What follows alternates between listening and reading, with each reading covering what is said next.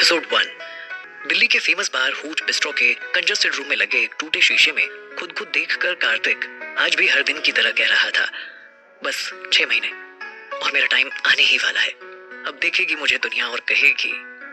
वो अपनी बात पूरी करता, लेकिन तभी उसका बेस्ट फ्रेंड नील वहां पहुंचकर बोला, कार्तिक जल्दी चल, तुझे पता है ना आज कॉलेज जल्दी पहुंचना है और तू ये सारा दिन शीशे के सामने खड़ा होकर क्या बड़बड़ करता रहता है। नील की बात सुनकर कार्तिक ने उसके सर पर टपली मारकर कहा, अपना टाइम आएगा, और अपना बैग उठाकर रूम से बाहर निकल गया। क्या यार, तू भी ना फालतू का फिल्म ही होता रहता है, कहते हुए नील उसके पीछे चल दिया। कार्तिक मित्तल का नाम दिल्ली के फेमस हंसराज कॉलेज के टॉप स्टूडेंट्स की लिस्ट में शामिल था। दिखने में वो एवरेज और सिंपल था। बालों को एकदम सटीक तरीके से कंघी कर, शर्ट का बटन ऊपर तक बांधे, बिना किसी स्टाइल के वो हर रोज इसी तरह कॉलेज के लिए निकल पड़ता था। दिन भर कॉलेज अटेंड करने के बाद दिल्ली के हूट बिस्ट्रो बार में वेटर बनकर पार्ट टाइम जॉब किया करता था, जहां उसे रहने के लिए एक छोटा सा रूम भी दिया गया था। और उस छोटे से कंजस्टेड रूम को वो अपने दोस्त नील के साथ शेयर करता था। नील उसका क्लासमेट भी था। सुबह के 8 बज रहे थे। हर दिन की तरह वो दोनों नील की पुरानी स्कूटर पे बैठकर कॉलेज के लिए निकल पड़े थे, पर कुछ तो था आज जो अलग था। स्कूटर में बैठकर कार्तिक को रोजाना चलती हवाएं आज कुछ अलग महसूस हो रही थी। चेहरे से मुस्कुराहट जाने का नाम ही नहीं ले रही थी। खुद के ख्यालों में खोया कार्तिक न जाने क्या सोचकर ब्लश किए जा रहा था। उसके ख्यालों को तोड़ते हुए नील ने स्कूटर रोककर उसे झंझोड़ते हुए कहा, भाई भाई अब उधर देख फ्लावर शॉप, अगर अभी देर की तो तू पूरा दिन बस सपने ही दिखता रहेगा। तभी कार्तिक अचानक ख्यालों से बाहर आया। हाँ जा रहा हूँ। फिर जल्दी से शॉप को देखकर एक रेड रोज का बकेट लेकर वापस आ गया। आज कॉलेज के सारे कपल्स एक साथ दिखाई दे रहे थे। कुछ बड़ी बड़ी प्लानिंग कर रहे थे। कोई किसी को महंगे गिफ्ट दे रहा था, तो कोई किसी के हाथ में हाथ डाले कॉलेज के अंदर जा रहा था। देखने में हर जगह रौनक थी। हाथ में बकेट लिए कार्तिक कॉन्शियसली पार्किंग में स्कूटी लगा रहे नील का वेट कर रहा था।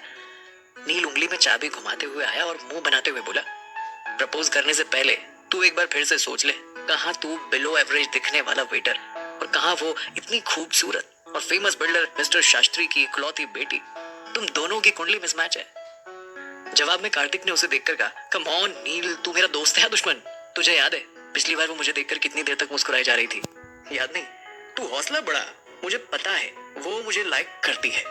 ये बोलकर वो ऑडिटोरियम की ओर चला गया, जहां पूरे कॉलेज के लिए वैलेंटाइंस पार्टी ऑर्गेनाइज की गई थी। कार्तिक ने ऑडिटोरियम के अंदर जैसे ही अपने कदम बढ़ाए, वैसे ही उसकी नजर उस लड़की पर पड़ी जिसे वो चाहता था और प्रपोज करने वाला था, शैनन। आज उसने रेड कलर की ऑफ शोल्डर घुटने तक लंबी फ्रॉक पहनी हुई थी और अपने बालों में बहुत महंगी फ्लोरल क्लिप लगा रखी थी। वैसे तो वो हर दिन बेहद खूबसूरत लगती, लेकिन आज रेड कलर की ड्रेस उसके संगमरमर जैसे बदन पर 4 चांद लगा रही थी। शैनन को अपने सामने देखकर कार्तिक का मुंह हैरानी से खुला रह गया। वो बगैर पलके झपकाए उसे ही देखे जा रहा था। पीछे से डीजे ने रोमांटिक सॉन्ग भी प्ले कर रखा था। शैनन अपने आईफोन से दोस्तों के साथ रील्स बना रही थी। उसने अपने बाल झटके और स्टाइल से बोली, 4.5 मिलियन फॉलोअर्स। शैनन आज बहुत खुश हो जाएगी ये बुके लेकर। एक बार बस वो हाँ कर दे, बस फिर मैं उसे बहुत खुश रखूंगा। कार्तिक मनी मन सोचने लगा। तभी अचानक शैनन की नजर उस पर पड़ी। ये देख कार्तिक हाथ हिलाकर उसे अपने पास आने का इशारा करने लगा। उसका इशारा पाकर शैनन ने इरिटेट होते हुए अपने दोस्तों से कहा, oh my god, that guy is staring at me. पास खड़ी एक लड़की ने कहा, दैट अगली गाय। शैनन ने टेढ़ा सा मुंह बनाया तो दूसरी लड़की ने उससे कहा, तू रुक यहीं, मैं उससे बात करके आती हूँ। शैनन उसे देखकर आंखें मटकाती हुई बोली, तुम्हें याद है ना, तुम हॉट शॉट गैंग की लड़कियां हो, हम ऐसे किसी अरे गैर से बात नहीं करते, नॉट आवर स्टैंडर्ड। दूसरी लड़की ने शैनन को कोहनी मार के कहा, अरे देखो तो, उसके हाथ में तो रेड रोज का बकेट है, लगता है आज वो तुझे प्रपोज करने आया है। देख बेचारे को, सब सूट में आए, लेकिन वो तो आज भी हर दिन की तरह शर्ट में ही आया है, वो भी yellow colour with black tie, so old fashion. उसके बगल में खड़ी लड़की ने कहा। शैनन हंसकर अपनी आंखें रोल करते हुए बोली, पूरा टैक्सी लग रहा है। वेट करते कार्तिक का गला अब डर के मारे सूख रहा था। वो लगातार शैनन को ही देख रहा था। तभी शैनन के साथ मौजूद एक और लड़की ने कहा, देख तुझे बुला रहे, अगर तू नहीं गई तो तुझे स्टॉक करेगा और अपनी खराब अंग्रेजी में तुझसे कहेगा, hey babes, I will keep you like a doll. उस लड़की की बात सुनकर सारी लड़कियां हंसने लगी। इस बीच शैनन ने कुछ तो सोचा और तिरछी स्माइल के साथ उसने ड्रिंक का ग्लास उठाया और कार्तिक के पास जाने लगी। जैसे जैसे शैनन कार्तिक के करीब जा रही थी, उसके दिल की धड़कनें बढ़ती जा रही थी। शैनन जैसे ही उसके करीब आई, रोज और जैस्मिन की परफ्यूम की तेज खुशबू कार्तिक को मदहोश करने लगी। उसे सामने देख कार्तिक पूरी तरह ब्लैंक हो चुका था। तभी अचानक शैनन ने उसके सामने चुटकी बजाते हुए कहा, कहो क्यों बुलाया है? उसकी चुटकी से वापस होश में आए कार्तिक ने शर्माते हुए कहा, अगर तुम मुझे इस तरह देखोगी तो मैं कुछ कह नहीं पाऊंगा। शैनन ने अपनी आईब्रो और कंधा उचकाकर कहा, व्हाट? कार्तिक ने शैनन की ओर देखा और फिर हिम्मत जुटाते हुए एक सांस में घुटने पर बैठा और कह दिया, आई लव यू, और वो बुके उसके सामने कर दिया। उसके इतना कहते ही शैनन के फेस का एक्सप्रेशन चेंज हो गया। उसने गुस्से में डीजे की ओर इशारा कर म्यूजिक तुरंत बंद करवा दिया और उस बड़े ऑडिटोरियम में हजारों स्टूडेंट्स की भीड़ होने के बावजूद पिन ड्रॉप साइलेंस था। कुछ सेकंड्स के बाद शैनन ने कार्तिक के हाथ में रखे हुए बुके की ओर देखकर कहा, फिर से कहना, क्या कहा तुमने? कार्तिक ने वहां खड़े सभी पर हल्की नजर डाली और शैनन को देखकर उसे दोबारा अपना गला साफ करके कहा, आई लव यू, मैं तुमसे दीवानों वाला प्यार करता हूँ, तुम्हें यकीन ना हो तो आजमा कर देख लो। ये सुनकर शैनन ने उसे सरकास्टिक स्माइल दी और अपने कंधे उचकाकर बोली, यहाँ किसी को सुनाई नहीं दिया, तुमने क्या कहा? फिर से कहो। I love you Shannon, I love you so much. Excitement में एक बार फिर उसकी आवाज काफी तेज हो गई। उसे लग रहा था कि शायद शैनन को उसकी बात पर यकीन नहीं हुआ, इसलिए उसने अपने प्यार का इजहार सबके सामने करने का सोचा। तभी शैनन ने एक बड़ी सी स्माइल के साथ बुके उसके हाथ से लिया। ये देख कार्तिक के चेहरे पर स्माइल आ गई। उसे कुछ पल के लिए बहुत सुकून महसूस हुआ। वो उसे थैंक्स कहने के लिए उठा ही था कि तभी शैनन ने फ्लावर का बंच उसके मुंह पर दे मारा। कार्तिक को समझ नहीं आया कि अभी उसके साथ ऐसा क्या हुआ। वो सकपका गया। उसके चेहरे के भाव एक पल में बदल गए। शैनन ने तेज आवाज में कहा, तुम्हारी हिम्मत कैसे हुई मुझे प्रपोज करने की? सीधा साधा लड़का समझकर मैं तुम्हारे पास आई और उल्टा तुम मुझे किसी खेत की मूली समझ रहे हो जो मैं तुम्हारे इस घटिया प्रपोजल पे हाँ कह दूंगी? उसके हर एक शब्द कार्तिक के दिल में तीर की तरह चुभ गए। उससे कुछ भी बोला नहीं जा रहा था। वो बस अपनी भौं सिकोड़कर जमीन की ओर देखे जा रहा था। शैनन ने सारे स्टूडेंट्स की ओर देखकर तेज आवाज में कहा, गाइस गौर से देखो इसे, ये मुझे प्रपोज करने आया है, वो भी इस रेड रोज के बुके के साथ।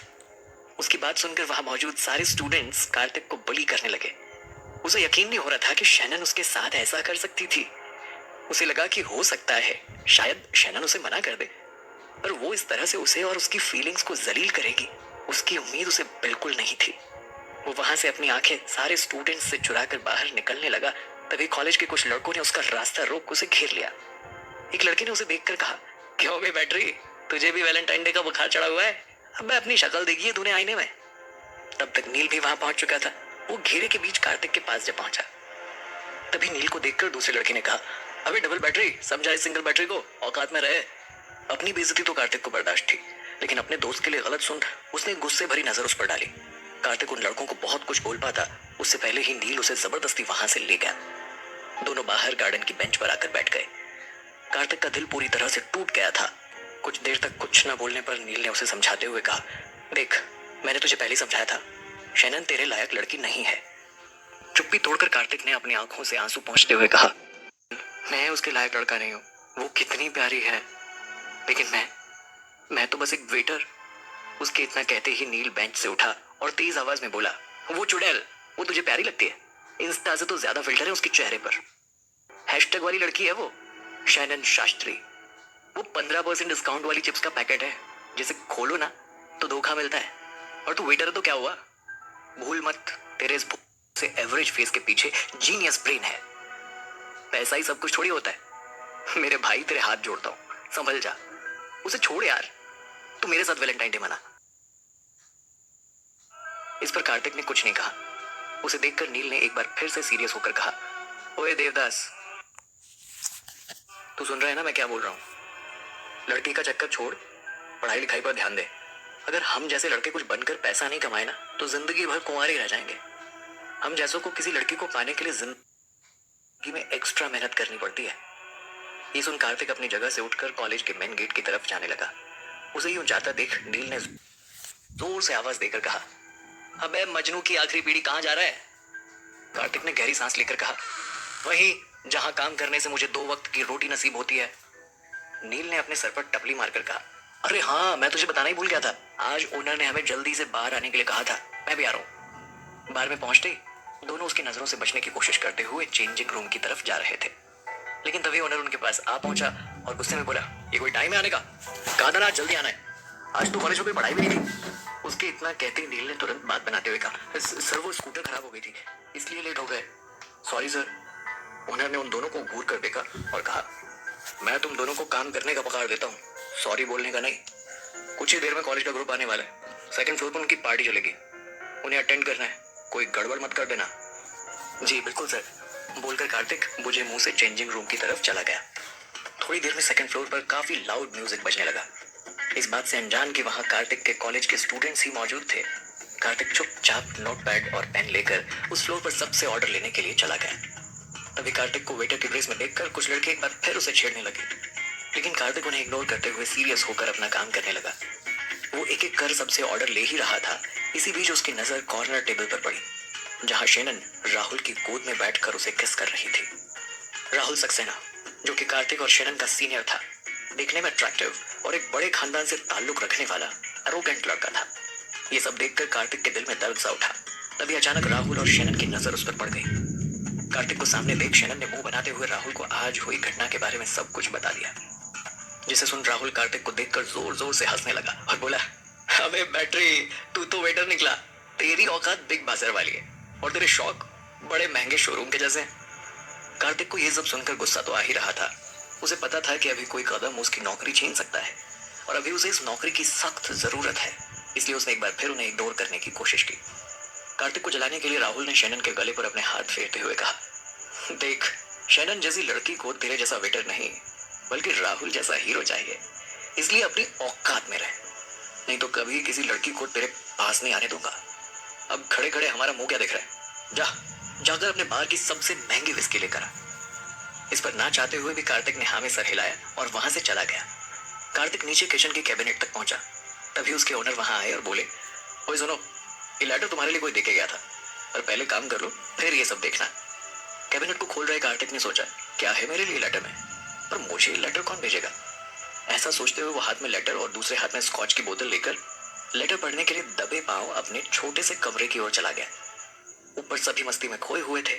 शेनन ने राहुल को किस किया और बोली, देखो ना, आजकल कोई भी मुंह उठाकर तुम्हारी बेबी के पीछे पड़ जाता है। राहुल ने शेनन को देखकर कहा, आज उस वेटर को दिखाना ही पड़ेगा कि उसकी जगह कहाँ है। चला था मेरी बेबी को प्रपोज करने। तब तक कार्तिक वहां एक महंगी स्कॉच की बोतल लेकर पहुंच चुका था। उसके वहां पहुंचते ही राहुल ने उसे देखकर कहा, अपनी लाइफ में तूने इतनी महंगी स्कॉच नहीं पी होगी, चल आज मेरी तरफ से तुझे टिप है, इस पूरी बोतल को एक सांस में खत्म कर दे। कार्तिक ने स्कॉच की बोतल राहुल के ठीक सामने कांच के टेबल पर रख दी और कहा, मैं शराब नहीं पीता। शेनन ने उसे चिढ़ाते हुए कहा, अले अले छोटा बेबी, क्या पीता है। जवाब में राहुल ने हंसते हुए कहा, ये तो बारिश का पानी पीता होगा, है ना नाली के कीड़े। उसके इतना कहते ही कार्तिक ने अपना चश्मा निकालकर पास की टेबल पर बड़े इत्मीनान से रखा और अचानक राहुल की शर्ट का कॉलर पकड़कर उसके चेहरे पर जोरदार पंच दे मारा। कार्तिक के पंच से राहुल दूर कोने में जाकर गिरा और पूरे फ्लोर पे शांति छा गई। सबका मुंह खुला का खुला रह गया। सभी कार्तिक का नया अवतार देखकर दंग रह गए थे। कार्तिक इतने पर भी नहीं रुका। राहुल के करीब जाकर उसने उसके चेहरे पर 2-4 घूंसे और दे मारे और दांत पीसकर गुस्से से उसने कहा, सुन, जब तुझे मेरा पास्ट पता चलेगा ना, तो तेरा फ्यूचर मेरे हाथ में होगा, समझा। तो जैसे आज तक बहुत देखे मैंने, इसलिए आज के बाद ऐसी हरकत मत करना। आज से पहले तो कार्तिक का ये रूप उसके बेस्ट फ्रेंड नील ने भी कभी नहीं देखा था। सबकी नजर उस पर थी। लड़कियों से देखकर उसकी फैन हो गई थी। राहुल खुद उसके गुस्से से लगभग डर के रोने ही वाला था। तभी शोर शराबा सुनकर ओनर अचानक वहां आ गया और गुस्से में चिल्लाते हुए बोला, you Kartik, come downstairs right now. ये देख नील ने सर पर हाथ रखकर कहा, लग गए अब तो। आखिर कैसे आया पल भर में कार्तिक में इतना बदलाव। क्या था उस लेटर में जिसे कार्तिक छुप कर पढ़ रहा था। जानने के लिए सुनते रहिए only on pocket FM. Owner की तेज आवाज सुन कार्तिक ने राहुल का शर्ट का कॉलर छोड़ दिया और चुपचाप खड़ा हो गया। राहुल ने नाराजगी से ओनर से कहा, मैं कब से आपके इस बार में आता हूँ और जब भी आता हूँ लाखों के एक्सपेंसिव बियर और स्कॉच ही ऑर्डर करता हूँ, लेकिन इसके बदले मेरे साथ ये सुलूक हुआ। आपके इस बदतमीज 2 कौड़ी के वेटर ने मुझ पर हाथ उठाया। मैं ये बदतमीजी बिल्कुल बर्दाश्त नहीं करूंगा। अब भी पुलिस को कॉल करता हूँ, सब के सब जेल जाओगे। ये बोलकर राहुल ने गुस्से से अपने पॉकेट से मोबाइल निकाला। पुलिस का नाम सुनते ही ओनर ने राहुल से गिड़गिड़ाते हुए कहा, सर मैं जानता हूँ इससे बहुत बड़ी गलती हो गई, पर आपसे रिक्वेस्ट है, प्लीज आप पुलिस को रहने दें, प्लीज इसकी गलती माफ कर दें सर। ये अभी आपसे सॉरी बोलेगा। ये बात सुनते ही राहुल कार्तिक की ओर देखकर तिरछी स्माइल देने लगा। नील ने ऑनर से कहा, सर कार्तिक की कोई गलती नहीं थी। इस राहुल ने अपनी खुन्नस निकालने के लिए इस पर स्कॉच की पूरी बोतल पलटा दी और फिर झगड़ा शुरू हुआ था। ओनर ने जोर से उसे डांटते हुए कहा, यू शट अप।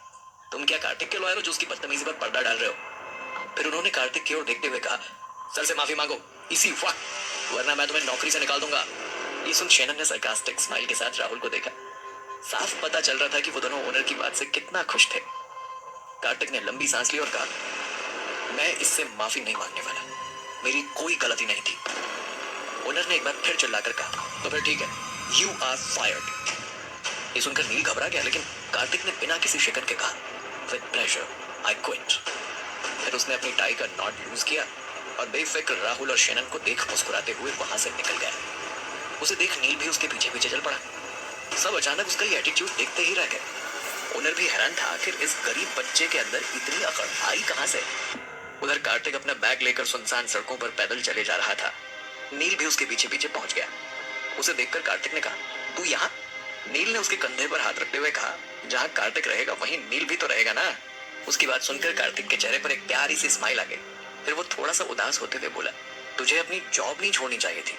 नील बोला, अरे तू वो सारी बातें छोड़, ये बता आगे क्या करना है। कार्तिक रोड के फुटपाथ पर लगी बेंच पर जाकर बैठ गया। अपने पॉकेट से मोबाइल निकालकर उसने दूसरा सिम चालू किया, जिसे उसने लगभग 6 साल पहले बंद कर दिया था।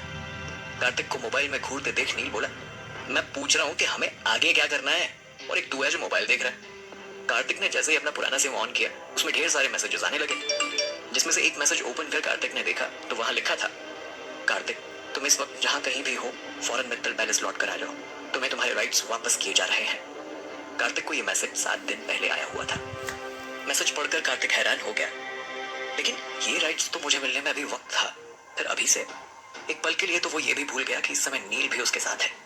कार्तिक की हल्की हल्की आवाज सुन नील ने अजीब सा फेस एक्सप्रेशन देकर कहा, कार्तिक तुझे फिर से दौरे पड़ने शुरू हो गए, या हमारे खाने के लाले पड़े हुए और एक तू है कि। कार्तिक के चेहरे पर एक अलग लेवल का कॉन्फिडेंस झलक रहा था। अचानक उसने वहां से टैक्सी को बुलाया और उसमें चढ़ने लगा। कार्तिक को देखकर थोड़ा परेशान और कंफ्यूज नील भी उसके साथ फटाफट टैक्सी में बैठ गया। अब यार अब तो बता दे कहां जा रहे हैं। कार्तिक ने फाइनली उसकी ओर स्माइल कर कहा, बस देखते जा, अपना टाइम आ गया। और आंखें बंद कर टैक्सी की सीट पर आराम से टेक लेकर बैठ गया। उसकी बंद आंखों के सामने धुंधली सी तस्वीर घूमने लगी। कार्तिक मित्तल फैमिली का असली वारिस नहीं है, इसलिए तुम कितना भी कह लो, उसे 7 साल अपनी पहचान छिपा कर रखनी ही होगी। अगर इस शर्त में वो कामयाब हुआ तभी उसे अपना हक मिलेगा। किसी की भारी सी आवाज आई, पर आप मेरे बच्चे को ऐसे कैसे भेज सकते हैं, खुद से अलग कैसे कर सकते हैं? इसमें उसकी क्या गलती है कि वो इस घर का नहीं, उसे तुम मैं लेकर आई थी। आपको भी ये बात पहले से पता थी तो आपने पहले मना क्यों नहीं किया? आप इस बच्चे के साथ मुझे भी सजा दे रहे हैं। कार्तिक की मां ने रोते हुए कहा, जो कह दिया सो कह दिया, अगर इस घर के लायक बनना है तो उसे इस दौर से गुजरना ही पड़ेगा। हम एक बच्चे के चलते इस महल के नाम पर आंच नहीं आने देंगे। सालों और पीढ़ियों की मेहनत है, इसके लायक बनना पड़ता है। ये आप ठीक नहीं कर रहे ठीक। कोई तो रोक लो, मेरे बच्चे को मत ले जाओ, ये मैं नहीं होने दूंगी। कार्तिक अपना बीता हुआ कल सोच ही रहा था, तभी एक बड़े से पैलेस के सामने टैक्सी रुक गई और इसी के साथ उसकी खुलती आंखों से एक आंसू टपक गया। कार्तिक ने टैक्सी से उतर ड्राइवर को उसके पैसे दिए और दोनों हाथ अपने पॉकेट में डालकर उस आलीशान पैलेस को देखने लगा। व्हाइट कलर के संगमरमर से बने उस आलीशान पैलेस के बड़े से गेट के बाहर मित्तल पैलेस लिखा हुआ था। उस पैलेस को देख नील ने कार्तिक से बड़े ही एक्साइटमेंट के साथ कहा, अच्छा अब मुझे समझ में आया, तो अब हम यहाँ जॉब करने वाले हैं। Nice, very nice. पैलेस के अंदर एक बड़ा सा वाटर फाउंटेन था, जिसमें अलग अलग कलर्स की लाइट्स लगी हुई थी। रात के वक्त वो फाउंटेन बेहद खूबसूरत दिखाई दे रहा था। साथ ही आसपास बहुत बड़ा गार्डन भी था, जिसे देख कार्तिक वहां रुक गया। उसे रुका देख नील ने कोनी मारकर धीरे से कहा, अब तू ये मत कहना कि तू गलती से यहाँ आ गया। देख यार, मैंने यही नौकरी करने का मन बना लिया है, अब बस। तभी वॉचमैन भागते हुए उन दोनों की तरफ आया। अपने जेब से निकालकर एक चाबी कार्तिक को पकड़ाते हुए बोला, वेलकम बैक प्रिंस। कार्तिक उसकी तरफ देखकर हल्का सा मुस्कुरा दिया। नील ने वॉचमैन को करेक्ट करते हुए कहा, इनका नाम प्रिंस नहीं कार्तिक है। पर वॉचमैन और कार्तिक दोनों ने ही इस बात को इग्नोर कर दिया और कार्तिक अंदर एंटर करने लगा। पैलेस का लिविंग रूम बेहद बड़ा और खूबसूरत था। वहां सेंटर पर काफी बड़ा सा एक्सपेंसिव झूमर टंगा हुआ था और बड़े बड़े आलीशान व्हाइट कलर के सोफे रखे हुए थे। जब नील अंदर आया तो उसका मुंह ये सब देखकर खुला का खुला रह गया। तभी वहां एक आदमी आया जिसकी उम्र तकरीबन 55 से 60 के बीच रही होगी। उन्होंने महंगा 3-piece सूट पहना हुआ था और हाथों में महंगी छड़ी थी। चेहरे पर फ्रेंच कट सफेद दाढ़ी उनकी उम्र की गवाही दे रही थी। उन्होंने जैसे ही कार्तिक को देखा बहुत खुश हुए और कहा, वेलकम बैक प्रिंस। कार्तिक ने उन्हें गौर से देखकर पहचानने की कोशिश की। उस शख्स ने सामने आकर कहा, प्रिंस मैं आपका फैमिली लॉयर हर्षल चौहान, आपके पिताजी का सबसे खास दोस्त। आपको याद है हम तब मिले थे जब आप 8 साल के थे। उनके इतना कहते ही कार्तिक ने पहले कुछ सोचा और फिर अचानक से उसके चेहरे पर एक बड़ी सी स्माइल आ गई। वो चौहान अंकल के गले लग गया। कार्तिक को यूं गले मिलते देख चौहान अंकल की आंखें नम हो गई। कार्तिक हैरान होकर बोला, अंकल अभी तो शर्त पूरी होने में 6 महीने का वक्त है, लेकिन मुझे मैसेज आया कि हाँ छोटे मालिक, आपको आपके राइट्स वापस लौटाए जा रहे हैं क्योंकि आप पूरे मित्तल प्रॉपर्टी के अकेले वारिस हैं। अंकल चौहान ने उसे रोकते हुए कहा। उनके इतना कहते ही उनके मुंह से जोर से निकला, क्या पहले प्रिंस अब वारिस? कार्तिक ने चौहान अंकल से पूछा। मैं कुछ समझा नहीं अंकल। जवाब में चौहान अंकल ने अपने बहते आंसुओं को पोंछते हुए कहा, कुछ महीने पहले आपके पिताजी की एक कार एक्सीडेंट में डेथ हो गई थी। जब तक आपकी ये शर्त खत्म नहीं हो जाती तब तक ये आपको नहीं मिलने वाला था, पर अब जब कोई नहीं है तो बिल के मुताबिक कोर्ट आपको ही सब कुछ सौंपने के लिए कहता है। अपने पिताजी की मौत की खबर सुन कार्तिक ने अपनी आंखें बंद कर ली। उसे याद आया कि किस तरह उसके जाने से उसकी माँ की हार्ट अटैक से मौत हो गई थी। वो आखिरी बार था जब उसने इस पैलेस को गेट के बाहर से ही देखा था, उनके अंतिम संस्कार पर। वो अपने पिताजी की अकड़ और उनकी शर्त जानकर कभी लौट कर आने वाला नहीं था, लेकिन माँ की मौत के बाद उसने खुद को समझाया और ठाना कि वो अपनी माँ की अंतिम इच्छा जरूर पूरी करेगा। वो वापस इस घर का वारिस बनने जरूर आएगा, जैसा उसकी माँ चाहती थी। चौहान अंकल ने कहा, मैं जानता हूँ कि आपके पिताजी ने हमेशा आपसे सौतेला बर्ताव किया, यहाँ तक कि आपको अकेला भी छोड़ दिया। ये सब जानकर भी आप यहाँ उनकी मौत का दुख मना रहे हैं। इससे ज्यादा उन्हें कुछ और नहीं चाहिए। मुझे हमेशा ही आप पर भरोसा था कि आप इस वसीयत को संभालने जरूर आएंगे। कार्तिक ने मानो अपना दुख एक सांस में दबा लिया। वो जानता था कि किसी के जाने पर उसको कोसने का कोई मतलब नहीं। उसने अपनी आंखें खोली। उसने एक और गहरी सांस लेते हुए चौहान अंकल से पूछा, अंकल मुझे आगे क्या करना होगा? आपको सिटी बैंक जाकर वहां के मैनेजर मिस्टर खन्ना से मिलकर अपनी प्रॉपर्टी के पेपर्स लेने होंगे और 48 घंटों के अंदर आपकी प्रॉपर्टी आपके नाम ट्रांसफर हो जाएगी। इसी के साथ नील और कार्तिक ने तय किया कि वो दोनों आज ही रुककर थोड़ा आराम करेंगे। कार्तिक ने वॉचमैन द्वारा दिए गए चाबी से बहुत सालों के बाद अपना रूम खोल कर देखा। नील एक बार फिर उसका रूम देखकर हैरान था। उसने कहा, ये बच्चों के कमरे में क्यों लेकर आया यार? मैं जानता हूँ तू इस घर का मालिक बन गया है, लेकिन ये कोई वक्त है खिलौनों से खेलने का? अभी उसे रेशमी बेडशीट वाला बेड दिखा। अब तक तो उसे एसी की हवा भी लग चुकी थी। कार्तिक ने भावुक होकर उन खिलौनों को देखते हुए कहा, ये मेरे बचपन का कमरा है, पता है तुझे? वो जैसे ही नील को देखने के लिए मुड़ा, उसने देखा कि नील बिना जूते उतारे ही बेड पर फैलकर सो चुका था। अगले दिन सुबह 9 बजे वो तैयार होकर नीचे आ गए। कार्तिक ने अंकल से कहा, मैं बैंक होकर आता हूँ, बेस्ट ऑफ लक। अंकल ने उसके सर पर हाथ रखते हुए कहा और इसी के साथ नील और कार्तिक दोनों पैलेस से बाहर आ गए। पैलेस से बाहर निकलते ही नील कार्तिक की पीठ पर चढ़ गया और खुश होकर बोला, क्या बात है, कहा दुनिया तुझे एक साधारण वेटर मानती है और तू निकला छोटा मालिक, क्या बात है दोस्त। कार्तिक ने मुस्कुराते हुए कहा, अब बस भी कर। कुछ देर के बाद सिंडिकेट बैंक पहुंच गए। उनके आते ही रिसेप्शनिस्ट ने उनसे पूछा, sir how can I help you? Kartik ने कहा, मुझे यहाँ मैनेजर मिस्टर खन्ना से मिलना है। रिसेप्शनिस्ट ने अपनी टेबल पर रखी कंप्यूटर स्क्रीन में कुछ एंटर किया और कहा, क्या आप मुझे बता सकते हैं कि आप उनसे क्यों मिलना चाहते हैं? कार्तिक ने कहा, मित्तल प्रॉपर्टीज अपने नाम ट्रांसफर कराने के लिए। रिसेप्शनिस्ट ने एक्सप्रेशनलेस फेस के साथ कहा, क्या आप मेरे साथ मजाक कर रहे हैं? कार्तिक ने नहीं में सर हिलाया और कहा, अब प्लीज मेरा टाइम वेस्ट मत कीजिए, थोड़ा अर्जेंट है। रिसेप्शनिस्ट गुस्से में खड़ी हुई। उसने कार्तिक को तेज आवाज में डांट लगाते हुए कहा, आप यहाँ से इसी वक्त निकल जाइए। आप जानते नहीं मित्तल प्रॉपर्टी के बारे में, या फिर आप मेरे साथ प्रैंक कर रहे हैं? उसकी टेबल पर रखा लैंडलाइन फोन बजा। उसने जैसे ही फोन रिसीव किया, दूसरी ओर से बैंक मैनेजर मिस्टर खन्ना ने कहा, अभी कुछ देर में मिस्टर कार्तिक मित्तल आने वाले, मिस्टर चौहान ने उन्हें भेजा है, उनके आते मुझे इन्फॉर्म करें। ये बोलकर उन्होंने फोन काट दिया। ये सुन रिसेप्शनिस्ट ने कार्तिक की ओर देखकर कहा, आपका नाम? कार्तिक ने कहा, कार्तिक मित्तल। और आप? ये सुनकर रिसेप्शनिस्ट हड़बड़ा गई। एक लंबी गहरी सांस लेकर उसने कहा, शेफाली। क्या? आपको चौहान सर ने भेजा है? इस पर कार्तिक ने जैसे ही हाँ में सर हिलाया, शेफाली की टोन तुरंत चेंज हो गई। उसने अपने चेहरे पर फेक स्माइल देखकर कहा, वेलकम सर, प्लीज आप मेरे साथ आइए, प्लीज कम। शेफाली ने मिस्टर खन्ना के केबिन का डोर आधा ओपन कर कहा, कार्तिक मित्तल आए हुए हैं। कार्तिक का नाम सुनकर मैनेजर अपनी सीट से उठ खड़ा हो गया और शेफाली से बोला, इडियट, मैंने तुमसे कहा था ना कि जैसे ही वो बैंक पहुंचे मुझे इन्फॉर्म करना, मैं खुद इन्हें वेलकम करने आ जाता। अरे सर आइए ना, अंदर आइए, बैठिए। शेफाली चुपचाप सर नीचे कर खड़ी रही। बैंक मैनेजर ने गुस्से से कहा, अब यहाँ खड़ी होकर मेरा मुंह क्या देख रहे हो? जाओ जल्दी से स्पेशल चाय लेकर आओ। शेफाली ने जाते जाते धीरे से कार्तिक से कहा, आई एम सॉरी, मैंने आपको पहचाना नहीं था। कार्तिक ने उस पर एक नजर डाली और बगैर कुछ कहे मिस्टर खन्ना के सामने जाकर बैठ गया। शेफाली का चेंज्ड बिहेवियर देख नील कार्तिक के बगल में बैठकर आंखें मटकाते हुए देखने लगा और मन ही मन बोला, वाह भगवान वाह, क्या किस्मत दी है, धन्य हुआ। तभी मिस्टर खन्ना ने कहा, सर कुछ छोटी सी फॉर्मेलिटीज है, आपको हमारे साथ पूरी करनी होगी। कार्तिक ने कहा श्योर। मिस्टर खन्ना ने अपने टेबल पर रखे लैंडलाइन फोन से किसी को कॉल कर कहा मिस्टर मित्तल का रेटिना और फिंगरप्रिंट चेक करना है। फोन कट करने के बाद मैनेजर ने कार्तिक को देखकर स्माइल करते हुए कहा I am so sorry sir, आपको प्रॉब्लम उठानी पड़ रही है, लेकिन ये हमारे बैंक का रूल है। उनकी बातचीत के दौरान शेफाली चाय की ट्रे लेकर केबिन के अंदर एंटर हुई। इस वक्त शेफाली के चेहरे का रंग डर के मारे उड़ा हुआ था। उसे लग रहा था कि कहीं कार्तिक शेफाली की कंप्लेंट मैनेजर से ना कर दे। शेफाली को यूं इतना डरा हुआ देख कार्तिक के चेहरे पर स्माइल आ गई। तभी ट्रे टेबल पर रखते वक्त शेफाली स्लिप हो गई और चाय का कप उससे छूटकर कार्तिक पर जा गिरा, जिससे वो हड़बड़ाकर अपनी चेयर से उठकर खड़ा हो गया। बैंक मैनेजर ने शेफाली पर जोर से चिल्लाते हुए कहा कोई भी काम तुम ठीक से नहीं कर सकती हो, यू इडियट, तुम्हें पता है तुमने क्या किया? उसकी डांट सुन शेफाली की आंखें नम हो गई। गर्म चाय गिरने की वजह से कार्तिक को कंधे पर जलन महसूस हो रही थी। मैनेजर लगातार शेफाली को डांटे जा रहा था। कार्तिक कुछ कहता उससे पहले कुछ लोग मैनेजर के केबिन में आ गए।